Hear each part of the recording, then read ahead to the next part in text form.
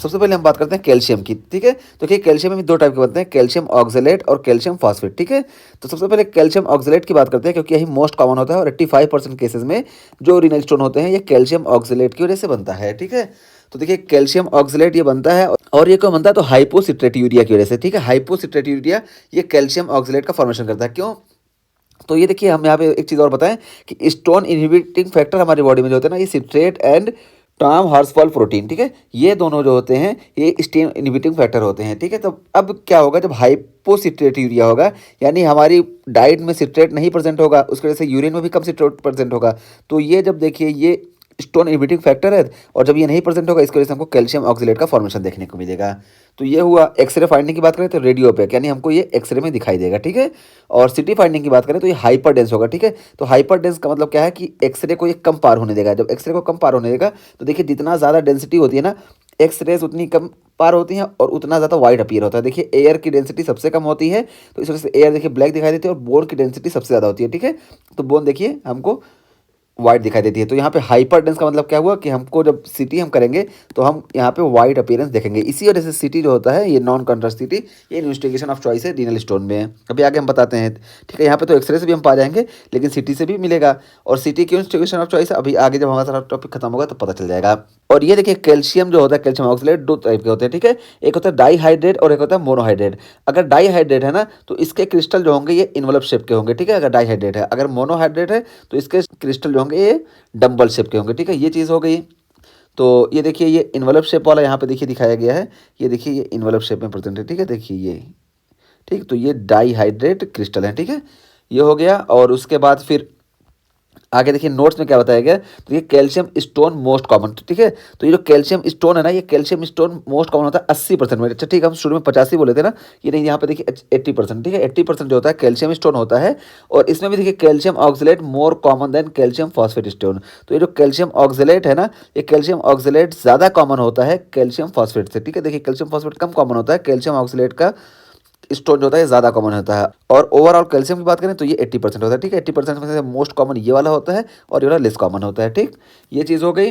और उसके बाद फिर क्या, can result from ethylene glycol यानी एंटी फ्रीज इंजेक्शन। तो देखिए ये किसकी वजह से बनता है, तो बताया गया कि इथाइलिन ग्लाइकॉल के इंजेक्शन की वजह से बनता है। यानी ये जो इथाइलिन ग्लाइकॉल है ये फ्रीजिंग पॉइंट इसका कम होता है, ठीक है। इथाइलिन ग्लाइकॉल का फ्रीजिंग पॉइंट बहुत कम है, तो ये जल्दी फ्रीज होने नहीं देता है। जैसे ऐसी जगह पे जहाँ पे टेम्परेचर -20 -30 रहता है, तो वहाँ पे अगर हम वाटर डाल दें रेडिएटर में, तो वाटर की वजह से यहाँ पे फ्रीजिंग हो जाएगी, जिसकी वजह से गाड़ी का रेडिएटर ब्लॉक हो जाएगा। इस वजह से इथाइलिन ग्लाइकॉल हम डालते हैं, और इथाइलिन ग्लाइकॉल क्या करता है, फ्रीजिंग पॉइंट को कम कर देता है, ये इथाइलिन ग्लाइकॉल। और यही इथाइलिन ग्लाइकॉल, एक बात आई तो हम बता दें, तो इसका ना बॉइलिंग पॉइंट भी बहुत ज़्यादा होता है। इसका बॉइलिंग पॉइंट भी ज़्यादा होता है। नॉर्मल वाटर का बॉइलिंग पॉइंट 100 होता है, इसका कहीं 300 400 कितना होता है, मतलब बहुत ज़्यादा होता है। तो इसका फ्रीजिंग पॉइंट भी कम होता है और बॉइलिंग पॉइंट भी ज़्यादा होता है। इस वजह से इसको कूलेंट के तौर पर इस्तेमाल किया जाता है। और इसी का कोई इंजेक्शन कर ले रहा है ना, तो ये लीवर में जाके मेटाबोलाइट हो जाता है, और जब लीवर में जाके मेटाबोलाइज होगा तो फिर ये टॉक्सिक सब्सटेंस बनाता है, और ये टॉक्सिक सब्सटेंस आके किडनी में ये कैल्शियम ऑक्सलेट का फॉर्मेशन करते हैं, ठीक है। ये चीज़ हो गई। तो वही है कि can result from ethylene glycol injection. और विटामिन सी ओवर यूज, तो विटामिन सी ओवर यूज की वजह से भी हमको कैल्शियम ऑक्सलेट के क्रिस्टल देखने को मिलेंगे, ठीक है।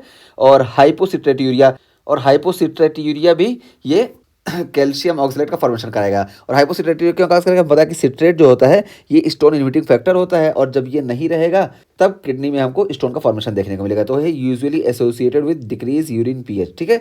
तो यूरिन का पीएच जब कम होगा तब ज़्यादा कॉमनली हमको ये देखने को मिलेगा।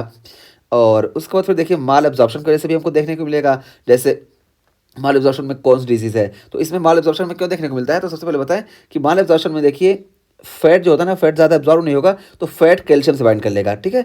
अब फैट जब कैल्शियम से बाइंड कर लेगा तो नॉर्मल कंडीशन में क्या होता है, कैल्शियम ऑक्जेलेट से बाइंड करता है, ठीक है। तो कैल्शियम ऑक्जेलेट से नहीं बाइंड कर पाएगा। अब जब फैट इससे बाइंड कर लेगा तो ये इससे नहीं बाइंड कर पाएगा, जिसकी वजह से ऑक्जेलेट हमारी डाइट में यानी ज़्यादा प्रेजेंट होगा और ज़्यादा एब्जॉर्व होगा। और जब ऑक्जेलेट ज़्यादा एब्जॉर्व होगा तो ये ऑक्जेलेट आके किडनी से एक्सक्रीट होना चाहेगा। इस वजह से हमको माल एब्जॉर्प्शन की कंडीशन में कैल्शियम ऑक्जेलेट के स्टोन देखने को मिलते हैं। ये चीज़ हुई। और दूसरा क्या है कि जब माल एब्जॉर्प्शन होगा ना, या कौन सी डिजीज़ है, इन सारी कंडीशन में सिट्रेट की कमी रहती है, और सिट्रेट हमको मालूम है कि ये स्टोन इनहिबिटिंग फैक्टर है, तो ये भी कॉज करेगा कैल्शियम ऑक्जेलेट के स्टोन, ठीक है। तो ये हो गया। और उसका फिर ट्रीटमेंट की बात की जाए तो देखिए ट्रीटमेंट क्या है, थायजाइड। तो थायजाइड इसका ट्रीटमेंट क्यों है, क्योंकि देखिए थायजाइड जो होता है, यहाँ पे देखिए हम बनाएं, ये देखिए ये हमारा डीसीटी है, ठीक है। डीसीटी में देखिए ये हमारी ल्यूमिनल साइड है और ये देखिए इस साइड देखिए यहाँ पे ये चैनल प्रेजेंट होता है, सोडियम पोटेशियम 2 एटीपेज। और ये देखिए ये वाला चैनल, ये मेन चैनल, यहाँ से देखिए सोडियम अंदर आता है और कैल्शियम बाहर जाता है और हमारी थायराइड जाके इस चैनल को ब्लॉक करती है और ये चैनल क्या करता है, सोडियम और क्लोरीन को अंदर लेता है, ठीक है। और नॉर्मल कंडीशन में क्या होता है कि जब ये सोडियम अंदर जाता है फिर सोडियम यहाँ पे देखिए इस सोडियम पोटेशियम एटीपेज को अंदर से सोडियम इधर चला जाता है, ये बराबर काम करते रहता है। तो यहाँ से सोडियम गया इधर चला गया, लेकिन जब हम थायराइड दे देते हैं ना तो थायराइड क्या करेगा, इसको ब्लॉक कर देगा, इसको ब्लॉक कर देगा। अब ये तो बराबर काम कर रहा है, इस वजह से सोडियम जब इधर जाएगा तो सेल के अंदर सोडियम की कमी हो जाएगी और जब सेल के अंदर सोडियम की कमी हो जाती है तो देखिए ये वाला चैनल देखिए सोडियम कैल्शियम एंटी ट्रांसपोर्टर ये वर्क करता है और बाहर से इधर से सोडियम ज़्यादा आता है। जब इधर से सोडियम आता है ना तो यहाँ से देखिए कैल्शियम एब्जॉर्ब होता है और यहाँ से कैल्शियम फ्रीली एब्जॉर्ब होता है, तो यहाँ से कैल्शियम आया और इधर से सोडियम आने की वजह से कैल्शियम इधर से देखिए बच गया, ठीक है। और जब कैल्शियम इधर से बच गया तो ये जो कैल्शियम है ये यूरिन में कम प्रेजेंट होगा, ठीक है, ज़्यादा कैल्शियम एब्जॉर्ब होगा। इस वजह से हमको थायराइड के जरिए कैल्शियम ऑक्सलेट के स्टोन से रिलीफ मिलता है, या इसको हम थायराइड को इस्तेमाल करते हैं कैल्शियम ऑक्सलेट के ट्रीटमेंट में, ठीक। ये हो गया। और सिट्रेट, तो सिट्रेट हम देंगे ताकि जो है सिट्रेट जो है ये हमारा स्टोन इनहिबिटिंग फैक्टर है इस वजह से। और लो सोडियम डाइट देंगे, लो सोडियम डाइट क्यों देंगे, क्योंकि यहाँ देखिए जब लो सोडियम आएगा तो इधर लो आएगा, इधर से ज़्यादा सोडियम आएगा और जब इधर ज़्यादा सोडियम आएगा तो ये वाला कैल्शियम ज़्यादा इधर ऑब्जर्व होगा, इस वजह से कैल्शियम जो है ये कलेक्टिव डक्ट में कम होगा, ठीक है, इस वजह से रीनल स्टोन का फॉर्मेशन कम होगा। तो ये हो गया हमारा कैल्शियम ऑक्सलेट के बारे में। अब कैल्शियम फॉस्फेट के बारे में बात करें तो देखिए कैल्शियम फॉस्फेट में देखिए पीएच जो होता है ये इंक्रीज हो जाता है, यानी ये अल्कलाइन पीएच में होता है और ये भी देखिए रेडियो ओपेक होता है और ये भी हाइपरडेंस होता है। और वेज शेप्ड प्रिज्म देखिए इस तरह का हमको देखने को मिलता है, देखिए ये वेज शेप प्रिज्म की उसमें कैल्शियम फॉस्फेट के क्रिस्टल हमको देखने को मिलते हैं। और ट्रीटमेंट में बात करें तो लो सोडियम डाइट, वही फार्मूला कि जब लो सोडियम डाइट देंगे तो यहाँ से लो सोडियम इधर जाएगा, ज़्यादा सोडियम इधर से आएगा और कैल्शियम ज़्यादा एब्जॉर्ब होगा, इस वजह से हमको कैल्शियम फॉस्फेट के जो क्रिस्टल हैं वो कम देखने को मिलेंगे, स्टोन कम देखने को मिलेगा। और दूसरा क्या है थायराइड, तो थायराइड का भी वही मैकेनिज्म है कि इसको ब्लॉक कर देगा, इस वजह से कैल्शियम ज़्यादा एब्जॉर्ब होगा। और उसके बाद फिर बात करें अगला अमोनियम की। अच्छा हाँ, यहाँ पे देखिए अब हम बताएं ये कैल्शियम ऑक्सलेट या कैल्शियम की जो स्टोन है ये कितना वो है विटामिन सी से हम रिलेट करें तो देखिए विटामिन सी का ओवर यूज़ भी इसको कॉज करता है। अब मैं बताऊं कि मैं खुद विटामिन सी बहुत ज़्यादा यूज़ करता हूँ, ठीक है। अभी मैं विटामिन सी के लगभग 2-3 टैबलेट डेली खा लेता था क्योंकि अच्छा लगता था। तो मुझे एब्डोमेन में कुछ प्रॉब्लम थी, मैं एब्डोमिनल अल्ट्रासाउंड कराया और उसमें जिस प्रॉब्लम को सोच के मैंने अल्ट्रासाउंड कराया था ना, लीवर प्रॉब्लम, वो नहीं निकला, बल्कि उन्होंने किडनी का अल्ट्रासाउंड किया और किडनी की तरफ जब प्रोब घुमाया ना तो किडनी में हमको माइक्रो नेफ्रोलिथियासिस देखने को मिला, ठीक है। अब माइक्रो नेफ्रोलिथियासिस हम सोचने के क्यों देखने को मिला, और माइक्रो नेफ्रोलिथियासिस ये लेस देन 5 mm था, ठीक है, तो इसी वजह से माइक्रो नेफ्रोलिथियासिस बोले, लेकिन कोई सिम्टम नहीं प्रेजेंट है। तो यहाँ पे देखिए हम बता दें अपनी कंडीशन से कि जब 5 mm से कम होता है ना और एसिम्प्टोमेटिक होता है तो यहाँ पे सिर्फ ऑब्जर्वेशन हम करते हैं।